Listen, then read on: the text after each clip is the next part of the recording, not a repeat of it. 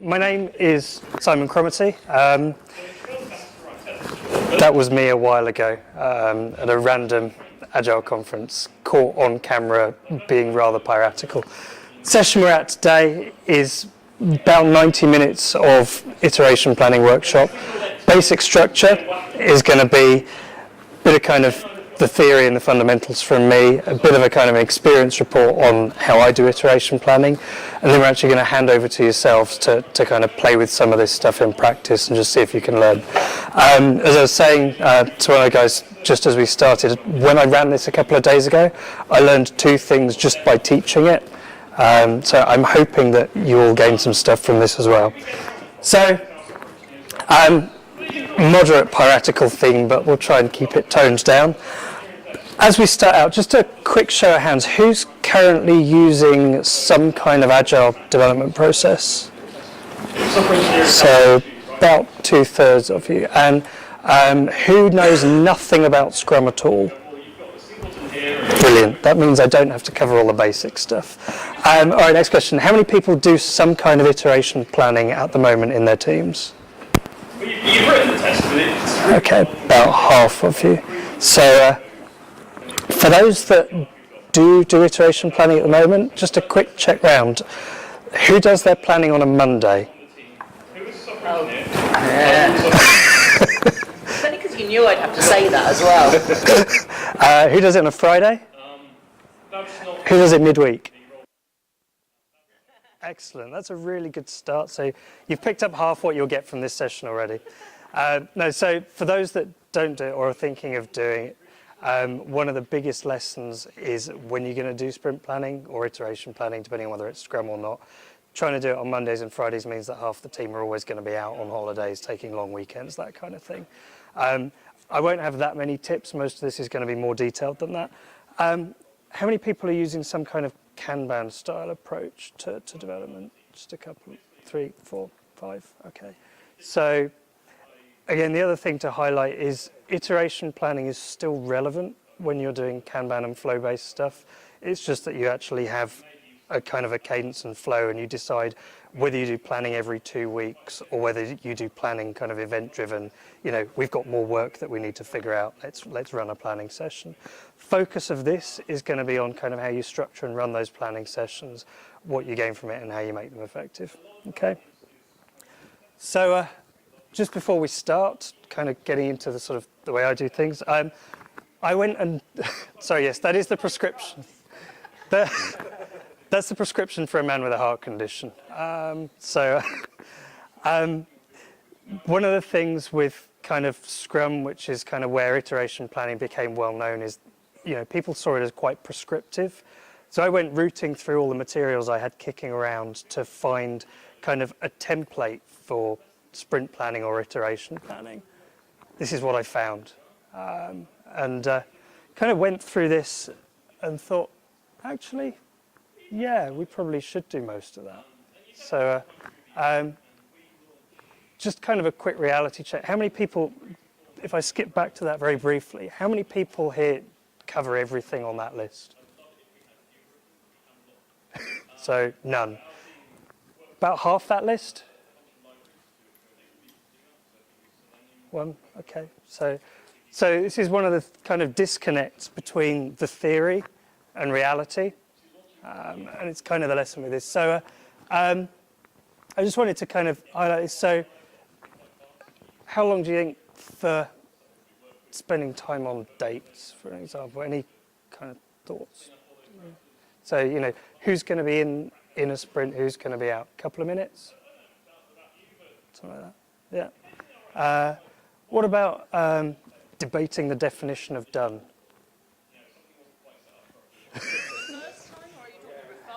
So this is the point with these kind of templates, is it just says, discuss your definition of done. It has no context about whether you've ever had a conversation about that before, or how chatty your team are. So we could go through all of this and just go through them one by one, but I like range estimates. So I kind of sat down and said, if I was going to do every single one of these things, this is kind of the rough set of estimates for the time spent on each of these things. And you can probably follow where I'm heading with this anyway.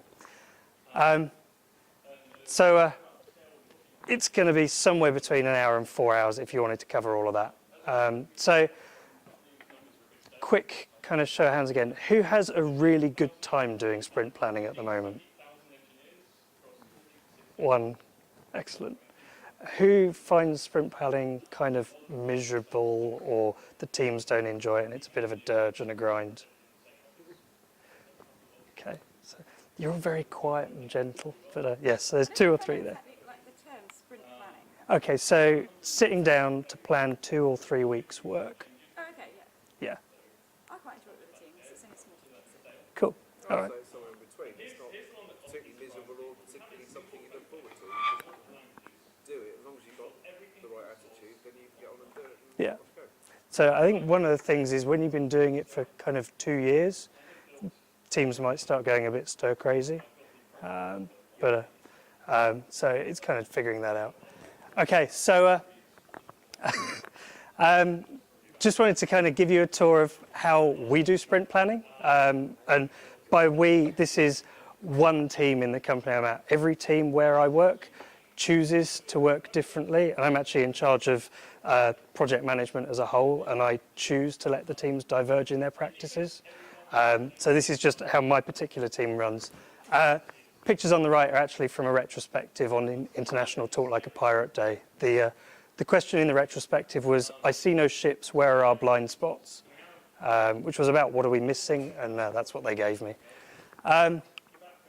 So you remember that long prescriptive list of stuff that was there in sprint planning? We kind of do a few extra things. We spend some time screwing around at the beginning, relaxing, having a good time, and just kind of being a team. We actually go straight into this after our daily stand-up, so a lot of the synchronization stuff happens for us. We also dovetail our retrospective and our sprint planning together. Yes?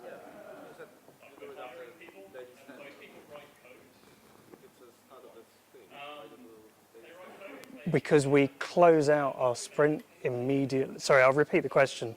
So why do we do it after the daily stand-up?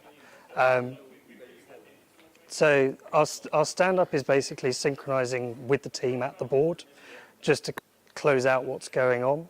And because our stand-up is in the morning and our sprint ends on a Tuesday afternoon, our stand-up is first thing in the morning, just to double check, scan the board and say, what did we or didn't we do before we go in, and just what news has come in overnight that we might need to adjust that will feed in as we go. Review and demo for the stakeholders? So the question was, when do we do the sprint demo for the stakeholders? We actually do that on a Wednesday afternoon. Okay. And we occasionally adjust our plans as a result of it, but quite often, because our customers for this team are all local to us, we actually know what's going on anyway. But good questions. So we do our retrospective beforehand. It takes us about half an hour. We're doing this every 2 weeks, so it's actually, again, we keep the themes mixed, we keep things interesting, but we also keep them quite short just to focus on the small changes. We then make a point of taking a real break before we get into the planning, but it means the team are actually geared up for getting into the planning session. They've talked about how things are going, so they're thinking about how they can do it better. At least one of the team usually comes in wielding some kind of sugar-based substances. And so one of the lessons is actually if you've got a group of people for about 90 minutes, you can only last about an hour before a sugar crash happens, which actually keeps us succinct. But it's also why we take a break, because 90 minutes is a long time to be in a room. And actually we're running 90 minutes today, so if anybody needs a break about halfway through, share. This is probably the more useful thing to kind of share, which is there's a bunch of stuff that we actually skip over.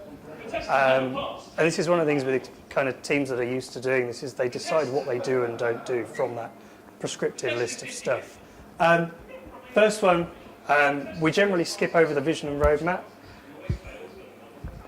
I realise we're not actually that good at this, so when I did my sprint planning yesterday, having done a dry run of this on Tuesday, we spent more time looking at the vision and roadmap than we used to, because it came up in the retrospective immediately beforehand. So that's actually changed since I put these slides together on Monday evening. Current status, as I said, we have a stand-up before we start, so we actually know where we are as a team already. Things like any issues that are going on, any logistical things we're facing, are just part of the conversation. The team is talking all the time. Bit of context for the team. Half of them are developers on a team that sit with me. The other half sit in different locations around the building and are part of my customer base within the building. So I have somebody from marketing, I have somebody from sales, I have somebody from our design agency who are all customers of what we do. Do you have project or product? So I'm responsible for projects. Most of the company is responsible for products. And in my role as head of project management, I actually have oversight of both. But that's at a community of practice level rather than a line management. Rather from the software perspective, do you develop project-based software or product-based? So from a software perspective, we are product-based. And actually, even our internal systems, we call them projects, but they are things that will last forever. Therefore, they're products. We're responsible for them full-time. But you might want to say why then your team's a bit different from the company as a whole. Yes. The company as a whole is a product Yes. company. So yeah, the company as a whole is a product company. They do small, simple desktop software for developers. I'm responsible for development on the DevOps team internally, so primarily business systems, CRM system, email marketing system, things like that. Definition of done. For me, it's easy. It's live. Done is nothing but live for us. Code complete is a different conversation that doesn't come off the board until it's actually done. Again, this varies by team. I used to do enterprise software, spent 15 years doing that. Done there was probably code complete because it was going to be another 6 to 12 months before it was ever in the hands of a customer. You had a 6-month sales cycle before it actually went near a human being. And then you had 6 months of implementation before anybody was actually using the functionality that hadn't yet been written.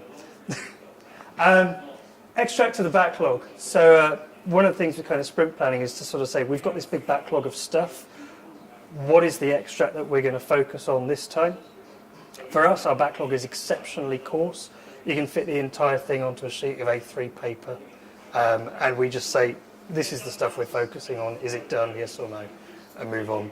We talked about Scrum and Kanban earlier.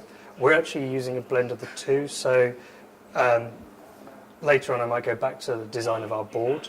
Is it worth summarising what Kanban is, just in case people aren't familiar? Yes. So, quick show of hands. Who doesn't know what Kanban is? Okay. So, very quick summary of Kanban. Thank you. It's basically a flow-based system. So the idea is that work is only started when there is space to start it. So generally software development, a developer writes some code, pushes it over the wall to test, testers test it, pushes it into release. I think that's massively oversimplified. Kanban approach is essentially, do we want to release? Yes. Okay. Is there room for testing? Yes. Okay. We can probably start doing some development and get it over to test. Is there room for development? Yes. In that case, we can start doing some analysis and pull that through. For anybody that came to the last Sync Norwich event, Benjamin Mitchell spent a good 90 minutes talking about Kanban in a lot more detail than I can explain. So, but if anybody wants to know more, shout. Issues and risks. We're having conversations with the team every day. We don't explicitly call this out. And actually, interesting, there's a whole bunch of issue and risk workshop games that you could do. I wouldn't choose to do those in sprint planning, but I probably would do those on a sort of a 3-monthly basis or something like that when we're looking at what the bigger picture about what we're doing is. Dependencies and assumptions, for us, they're usually in the tasks themselves. Commitment, so very quick show of hands again. For those that are doing sprint, who has to make commitments about what they're planning in a sprint? Anybody? Depends what you count as a commitment. Yeah, so it does depend what counts as a commitment. So one of the things that the Scrum guide that was developed some years ago used to talk about when teams complete their sprint planning that they make a sprint commitment. Sometime last year that guide was updated and it now says it's a forecast. So one of the things is just to highlight for anybody that talks about sprint commitments, that's kind of not a very nice thing to do to people. Yes, we still have to meet dates, and we do, but you know, an estimate is still an estimate, a forecast is still a forecast. A commitment is something when you put somebody against a wall for it. So, for us, our commitment is a capacity check. We filled the board with stuff, we checked our capacity. Do we actually have the ability to do this stuff? Do we think it's possible? Communications. So one of the things in this big template of stuff I found was the idea of a communications plan. And this was the first lesson from when I pulled all this together. I hate communications. I really dislike going and invading people and telling them what I'm doing because I really don't think they care. And then somebody reminds me that I'm writing this stuff for a bunch of people in the building and they probably do care. So again, I don't like doing it, so I crossed it out. And in the last retrospective, we kind of accepted that we do need to do this. So this is kind of the thing with kind of learning what all these things are, is making an explicit decision not to do something and then explaining why you're choosing not to do it is a good part of exploring this in detail. And the reason this came up is when the workshop bit you'll get onto later, I was filling in the details and I put, because we don't need it. And then I just thought, that's not real. We don't need it says I'm copping out. So when you do get onto the workshop, if somebody comes up with we don't need it, you really need to dig into what the underlying reason for that is. Parking lot for us, the bottom of our board is basically a parking lot for the things that we're not going to cover. So reviewing that at the end is, if we don't think it's going to come up in the next 2 weeks, we won't. If we do, then we'll do it when we're just doing stuff on a daily basis. Set of actions on the outcome of sprint planning. Well, they're kind of tasks, right? So why would they not be on the board? Bit more context. Who uses user stories here? So about a third. One of the things for my team is we have a blend of tasks and user stories, and again, different for different swim lanes and different types of work. So I actually have a swim lane across the bottom of my board that says other, which is where most of my management noise goes. It's also where some of the teams put extra things they want to do. We do develop in stories, but we break those into tasks as part of the sprint planning. Very last one, and again, this was a bit of an eye-opener when I was looking through the plan. I remember some kind of meta humour about retrospecting on our retrospectives and retrospect on whether they're retrospective enough. And there was this, actually, we should review our sprint planning a little more often than we do. So all I do right now is say, was that worthwhile? Did we gain from it? Can we go forward for 2 weeks? But sitting down and doing this and spending some time on this really highlighted that we could do a better job. So stuff we find valuable, not so much. And going into this in a bit more detail, prior data, actually it's only me that really finds that valuable. The rest of the team think it's dull as hell. So I have loads of it, and some of the worksheets that are kicking around are just sample worksheets similar to what I use on my planning. Iteration, theme and name, and you'll see that's off the side, sorry about that. I like names. I forgot when I changed companies that in the last place, because I was using electronic tools that had a name field for the sprint, that I made a point of filling that in every time. And okay, it was things like, well, we really sucked at that one, why don't we do something better? But it did actually set the tone for what we were doing. We do talk about themes and what we're focusing on, but actually not having a genuine theme or name was something that was a bit more important. So we've started doing that. Dates. So we talk about what the sprint dates are, what the holidays are. We have all kinds of stuff that steals time away from the teams as a project manager. We have, quarterly down tools week. We have regular off-sites for various teams. We have portfolio review sessions, all kinds of stuff. So actually figuring out who's actually in, particularly when I've got people from all over the company on my team, is a big part of what we're doing.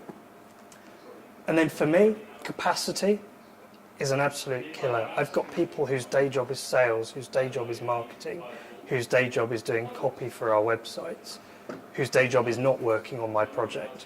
So when we're trying to figure out what we can do and how much we can achieve in 2 weeks, we really need to get that capacity stuff sorted. Again, lesson learned from this.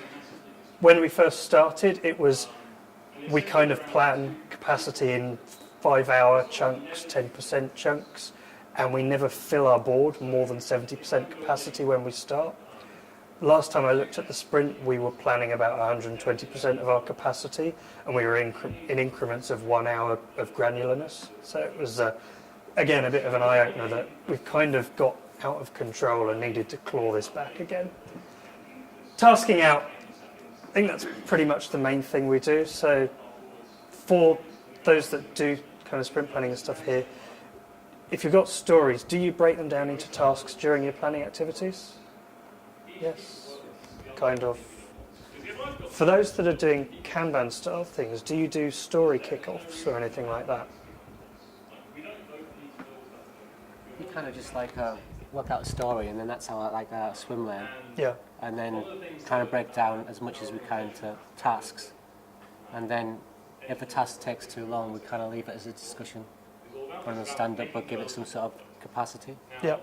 So you are breaking things into tasks. Yeah. So there's a heated debate, or at least there was a couple of years ago. I think it's kind of died down these days, about whether to track stories or tasks on your board. And basically the argument goes both ways. If you track stories, then your whole team focuses on getting a story from one end to done. If you focus on tasks, then you've got a better chance of uncovering what you don't know, understanding what's going on and seeing those through to completion without any surprises.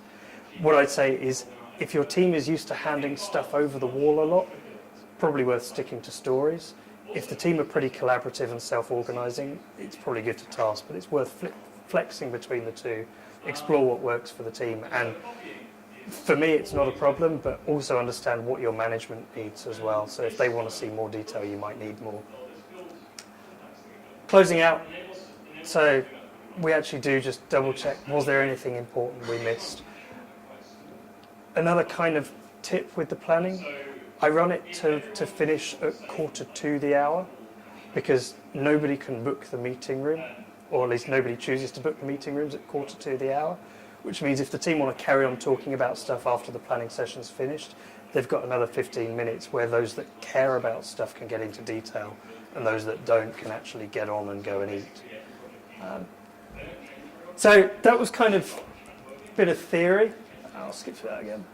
This is what that actually looks like. So recently I went away to the US, and as I was leaving I realised that the next sprint planning session was due whilst I was out there.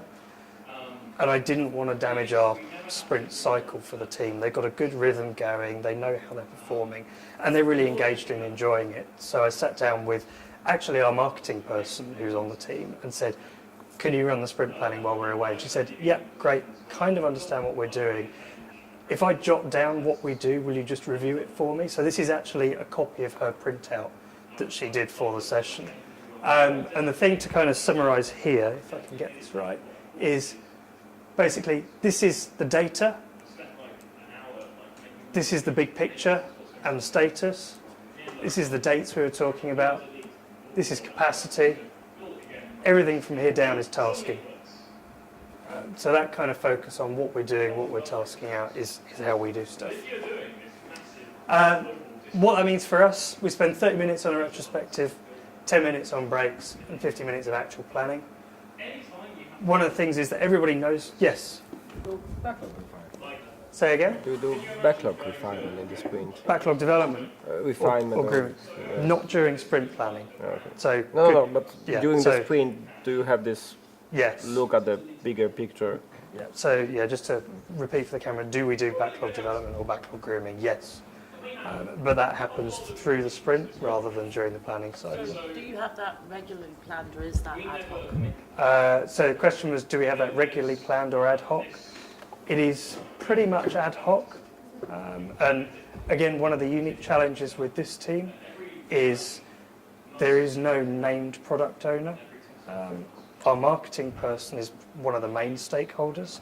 We have a sponsor who we review the bigger picture with, and actually I cheat, I wear two hats. I actually set a lot of the direction, and I'm project manager, and I'm scrum master. if you look at the book that says that's a ghastly thing to do and you should never do it, it's all fundamentally wrong. But one of the things with the company we work for is it's a very high trust organisation and people are comfortable working like that. And it works for us. So again, it's just understanding by the book versus reality. But so yeah, onto the question, which was, yes, we do backlog grooming, but we do it outside planning. So yeah, everyone knows what's going on and why. The why is an important piece there. We actually do get into the detail of what is the value of the stuff we're doing. As part of the demos, quite often things will come up and we'll learn things that we didn't know. They'll get slotted into the backlog and scheduled for later. That all happens outside the meeting room. That happens with the team collaborating and sharing. We do still miss stuff. So I said recently we found ourselves planning a full sprint, and then actually once the sprint gets going, the amount of work kind of starts tipping up. So we tend to find by about halfway through the sprint, we've found all the stuff that we should actually be doing in the 2-week period. That's fine, because for us it works. If we're in a more restrictive environment, we might have to spend more time doing analysis up front. Again, it depends what the level of trust from the management is and how comfortable they are in growth and change. The other thing, we make sure it's fun. So we're a reasonably juvenile bunch in terms of behaviour. So there's usually a good 15 minutes of lavatorial humour of some sort as we go through this stuff. And nobody's complained yet. I do actually check to make sure that people are comfortable with that. And yeah, we keep it fun. So I'm going to move on to your turn. What we're going to do is, if you look on your tables, there should be some A4 sheets that are face down, that have got lots of small writing on. So if you each grab one of those, what we're going to do is basically run a little bit of a workshop, and you should each have some kind of pen or biro or something like that. Yep. Anybody not have a pen before we start? Okay. So what we're going to do is, like you as individuals for about 5 minutes, I think, is to just go through that list of activities on there and put ticks against the ones that you would use in your own planning sessions, and then leave the other ones blank. But then against each one of them, just put a reason why you would or would not do it. And I think in particular, the ones where you don't tick, put a reason why you wouldn't do it. When you've been through that, I'll ask you to discuss between yourselves. But we just take 5 minutes quietly now, and then we'll check in.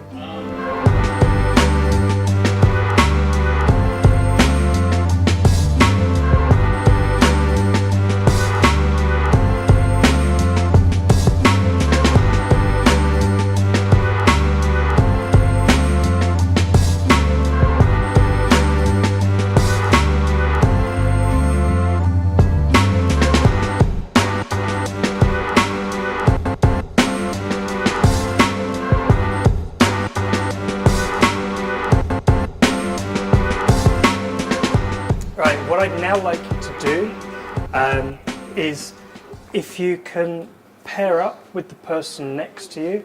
I think in one case here we've only got one person, so I might come and sit down with you and we can talk instead. As long as you can cope with that.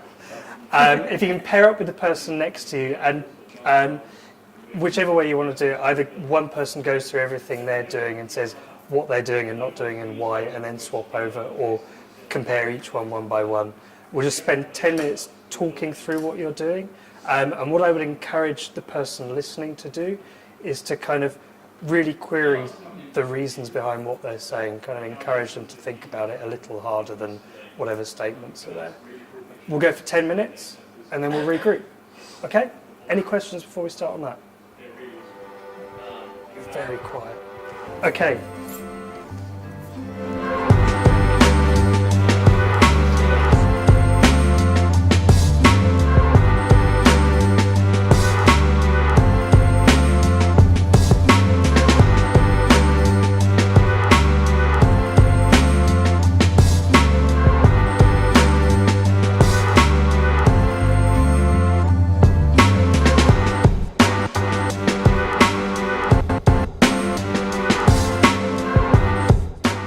So, very brief step forwards.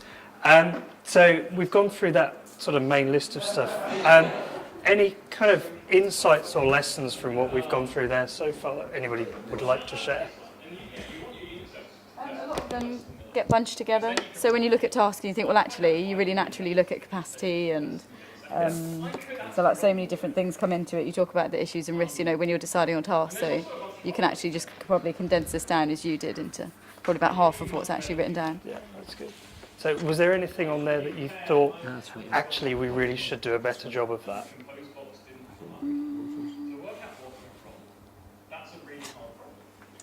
I was interested in you saying about naming your sprints. And I mean, we used to name them 1, 2, 3, 4, 5. Yeah, And that way we knew which one followed the other, that kind of. amusingly, so did I. And it's never occurred to me to give them names. Yeah. Why do you say that? So it was one of the things that we found was really valuable. So setting a theme for a sprint, it's a bit like setting priorities. If you understand the reason and the kind of slightly bigger picture for why you're doing things, then when you have to make scope decisions about the things you discover during the sprint, they're much easier to make if you have a theme that you're focusing on. Because you can say, is that really in keeping with the theme or should we push it out? Sometimes you don't have a choice, but it just helps with that decision making. And it actually just, from my perspective, it just gives me a chance to play with the names a little bit. And have a bit of fun, yeah. Any more insights from that first? Question really. So if you're operating on a Kanban approach, why do you need to know your capacity? Because you've got WIP limits that tell you that just let work be pulled through the system depending on your capacity. You do. So one of the things though is to still understand whether your capacity is varying over time. So what one of the, I think was it Deming? There's the whole thing about you can't control something that you can't measure. So one of the things is, if you don't know what your capacity is, then are your cycle times and lead times all over the place because your capacity is all over the place. So it's kind of informing data towards what's going on elsewhere. I mean, in my case, I know that one of my team in particular focuses on developing email campaigns. He's the expert for that. If he's got a bunch of conferences to support, we're not going to be developing any email campaigns this sprint, which means that actually anything that was in progress is likely to be in a wait state for 2 weeks, which is going to really screw all of my other metrics up. So it's that kind of thing in a Kanban environment that's still useful. Good question, though. What's your thoughts on story points and t-shirt sizes and that type of thing of working out capacity? So one of the things you'll notice that's not on here is estimation, which is something that my last team picked up on when we ran this. So story points and t-shirt sizes is kind of the velocity side of things. So when we talk about previous data, that generally is where we're discussing that. There is the whole thing that actually velocity is a moving average, which means it's only going to be right 50% of the time anyway.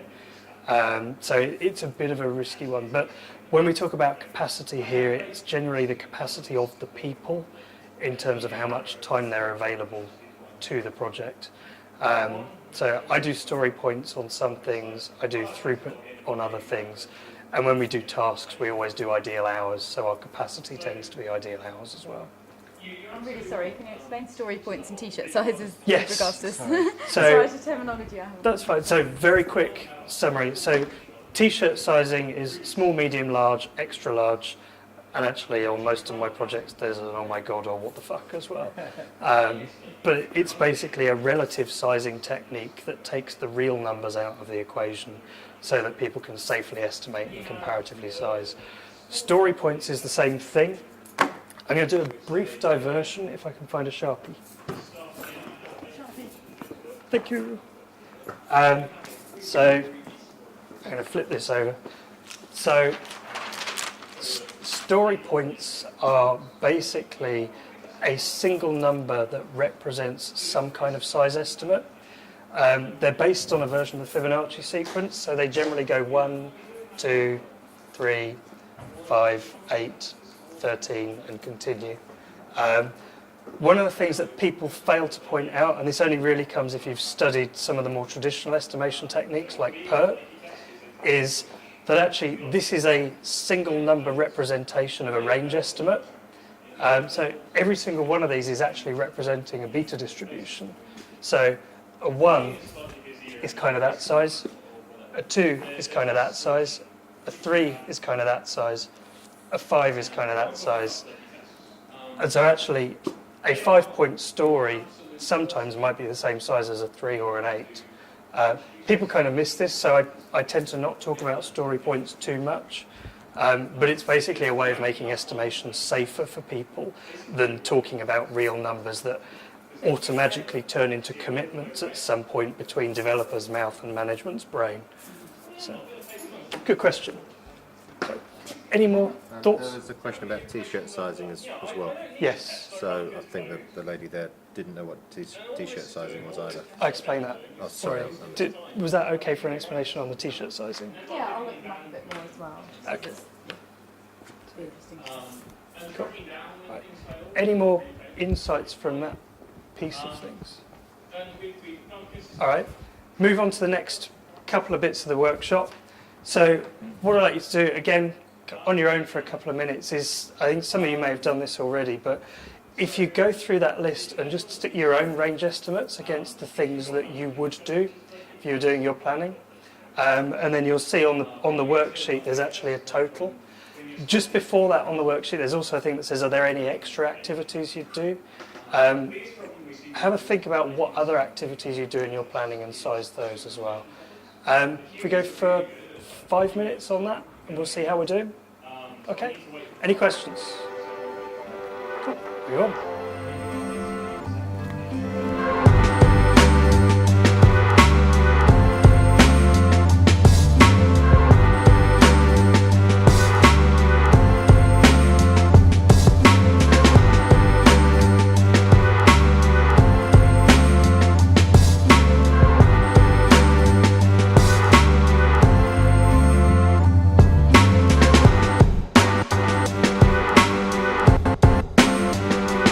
So one of the things that's coming up here, and I might be slightly cheating, so this was talking about iteration planning.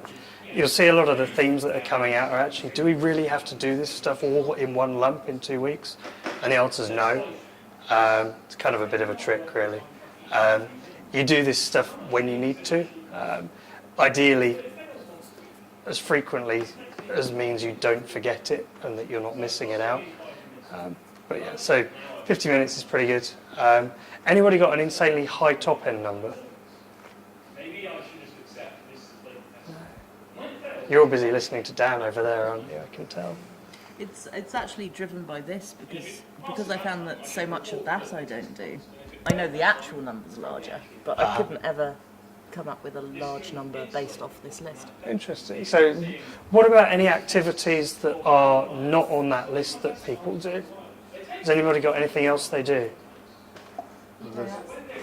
Eat donuts. Good.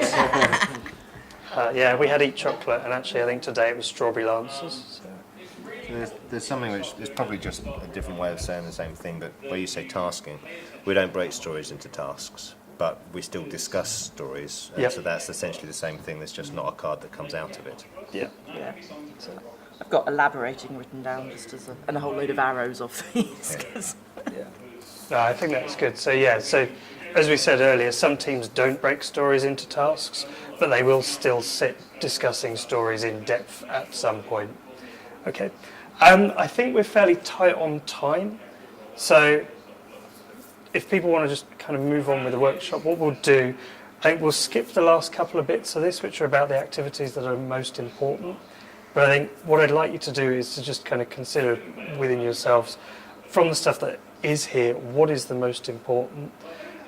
If you spend 5 more minutes talking in your pairs about one aspect of this planning that you would like to make more effective than you have today.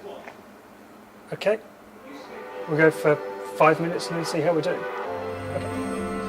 Thank you.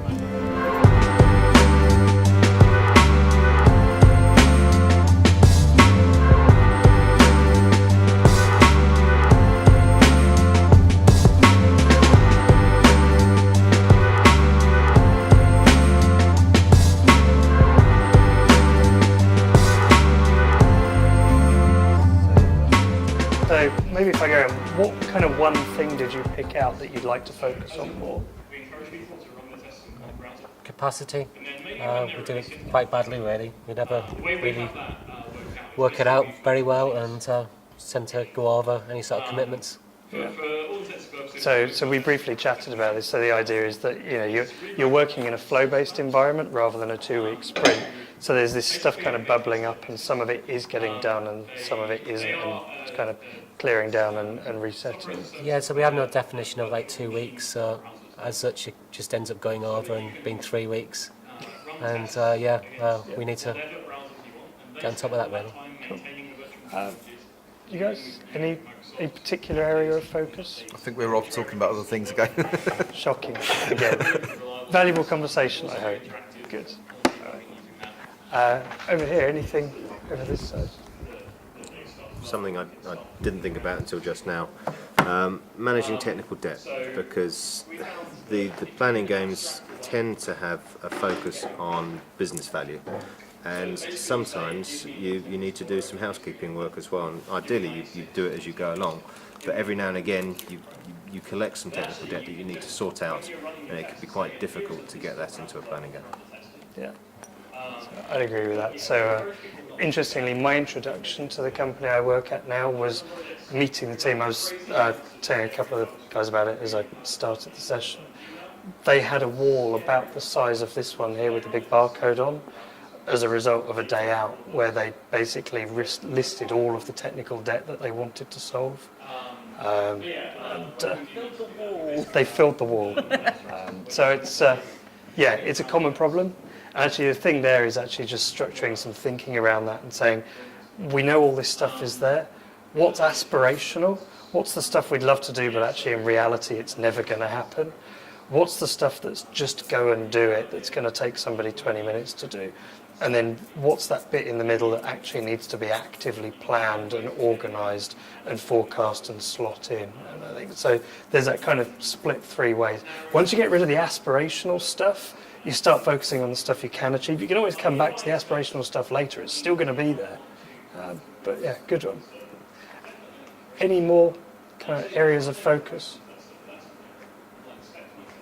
I was starting to talk a bit about the communications plan side of things with these communications, because I've never really thought through actually how that might work in explicit cross.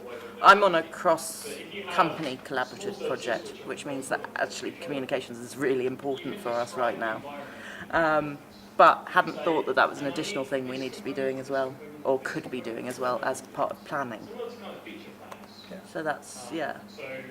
Yeah, I'd agree with that. I mean, I said as I was presenting earlier, so communication was one that we'd not really considered who we should be communicating to. It's kind of, well, the project's going on, they're hearing about this stuff anyway, right? No, they're really not. And unless you make a point of telling people what's going on, they're likely to really not know. So it's... So yeah, what we started talking about was about one team where they have a central email address where all the incoming work gets sent to that email address, which means they all know what the incoming work is. Gets then sent out by a single person to individuals. And because of that communications plan, everybody must know, but actually not everybody would know. Yeah. Based on that structure. So, and I think, so this is one thing with communication, is that what style of communication is necessary for which people involved in your project. You know, is sending an email out every 2 weeks enough or the right form of communication for actually getting this stuff out there? Is there a face-to-face meeting needed with the sponsor of the project? You know, how are you going to sit down with the users and explain to them what you're thinking of doing, or talk to them about why this set of business rules is in place, or why the user experience of this particular piece of the product still sucks after 3 years. You know, there's all of those bits of communication that you just don't think about when you're kind of head down and sprinting. So actually surfacing that is really key. Cool. All right. A couple of extra considerations that we didn't really come up with here, and we've kind of been leading towards some of this in the conversation anyway. We focused very much on the planning session, But there's been a few questions come out like, how is this stuff sized? Do you do backlog grooming? All this kind of activity. And so one of the things is, if you're having a planning meeting, what assumptions are you making about what's being done before that planning has actually happened? So you'll see actually on the top of the worksheet there's a line under preparation. It's a bit of a visual con. It's amazing how easy it is to skim your eyes past preparation and focus on everything else. And actually understanding what's ready, what preparation is needed is a key part of any kind of planning cycle. You know, what are you expecting there? Participants and needs. So I've had at least one instance where I've run a retrospective going in completely cold on a team, and one member of that team shut down for the full hour. Just couldn't do it. And one of the things is understanding that the needs of some team members might not match the way you're running the process. Quick check, how many people here have got globally distributed teams? So planning sessions for you, you have a whole different set of needs to me with my lovely whiteboard covered in post-it notes and stuff. You've got video conferencing, conference call phones, smart boards, whatever else, if you're lucky. You might just have a phone line, you might have Skype. But one of the things is actually to, at some point, get yourself in their shoes, understand the challenges they face around the receiving end of what's going on, and just make sure you're considering their needs as well. Can you use your board as a tool? So that list of activities that I have for my team sprint planning, my board is on wheels. It drives my team mental because I have to kind of wheel it between their chairs to take it into the meeting room for planning. But it means actually the planning evolves around the board as well. The action of clearing it down, reviewing what's there and done is part of the planning. It's not just sitting there with spreadsheets and screens. It's a physical tool you can use. Getting people standing up and moving stuff about even during the planning makes them think differently about stuff. So it's worth considering that. Data and metrics. So we've deliberately not used them in the session. They were there as an option. On the table are a couple of kind of blank spreadsheets. They're cleared out versions of what I'm currently using on my teams for capturing sprint data. I think there's 3 here. There's individual copies of the more detailed one, which is mostly the capacity and delivery data. The other 2, there's one which is basically a digitized version of what comes up on our Kanban cards. So that looks at cycle time, due dates, contact dates, and that kind of thing for those that do that. And then the last one is individual person capacity. So I said right at the beginning that one of the things for my team is that capacity is a key piece. So I actually track the variation of capacity for individual people and the team so that I can get a moving average of that. How do you track capacity of the individuals? So the way I track it is during the planning session, I get the team to give me an estimate as to their availability for 2 weeks. And they actually say either percent or ideal hours. They rarely do both. So actually when I disappear off after the planning cycle and I fill in the spreadsheet, half of them will have percents and half of them will have hours. And then I have to convert back in each direction for both of them so that I can make the data usable again. But that works because it's how they naturally think about things rather than forcing them into the process. And again, because we're doing all kinds of stuff, that capacity varies a lot. Interestingly, after about 15 sprints of this data, I had a very, very good flat kind of 8-point moving average for the whole team that said, actually, I know pretty much what the capacity is, and it's a hell of a lot lower than we plan every sprint, I can promise you. So, I think we talked about it a couple of times, how do you keep it fun and interesting? Some people have the luxury of a couple of months project.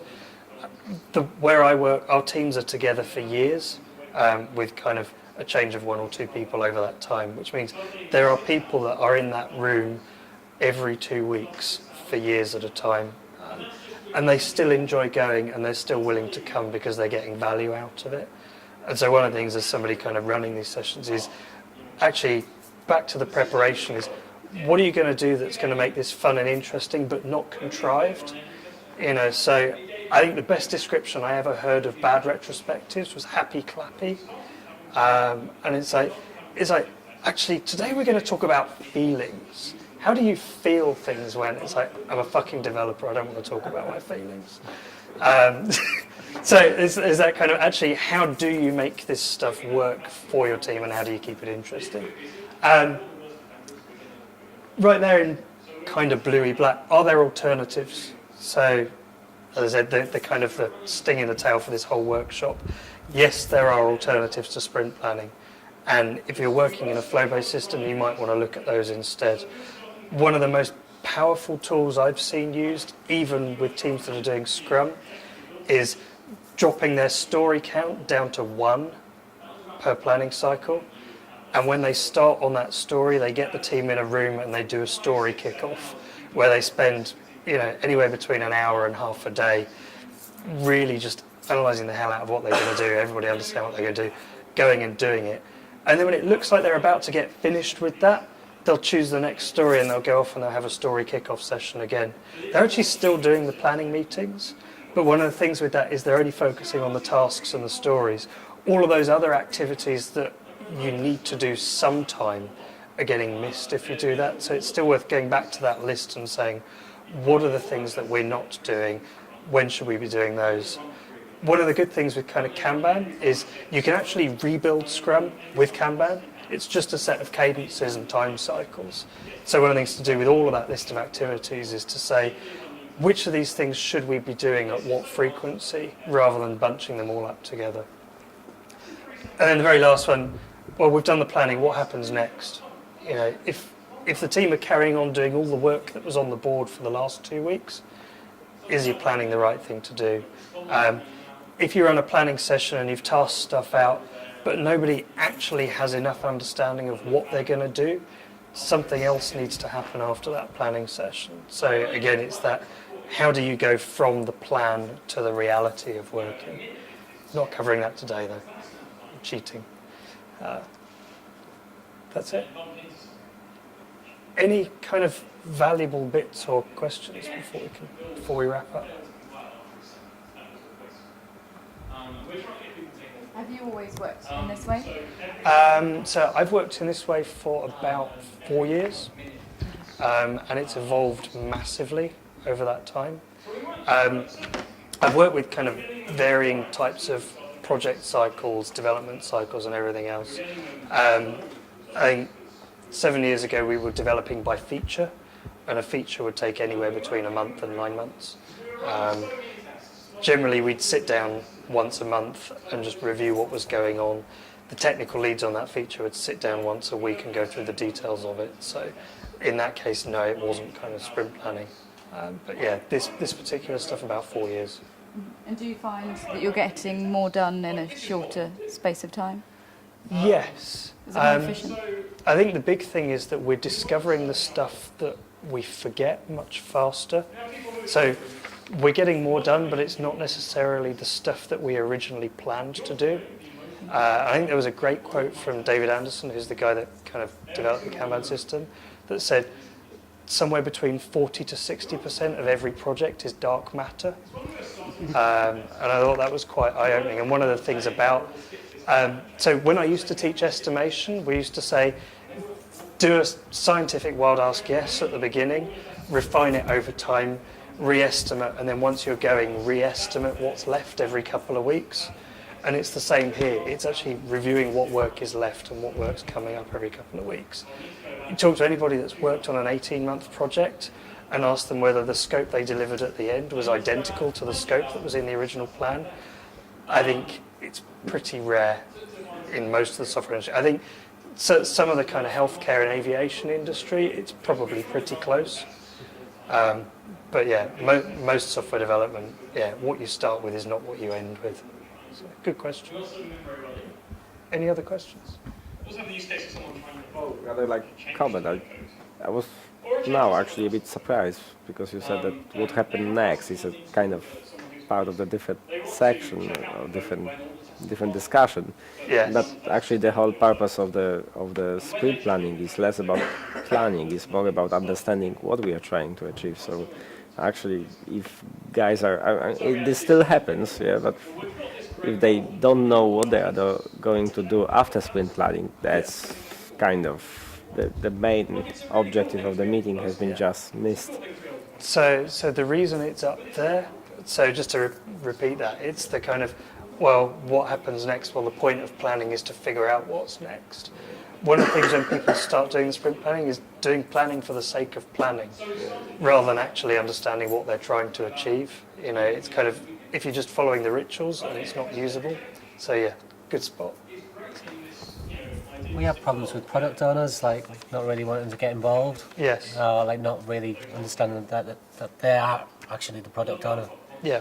And so, what's your thoughts on product owners and iteration plans and trying to get them involved?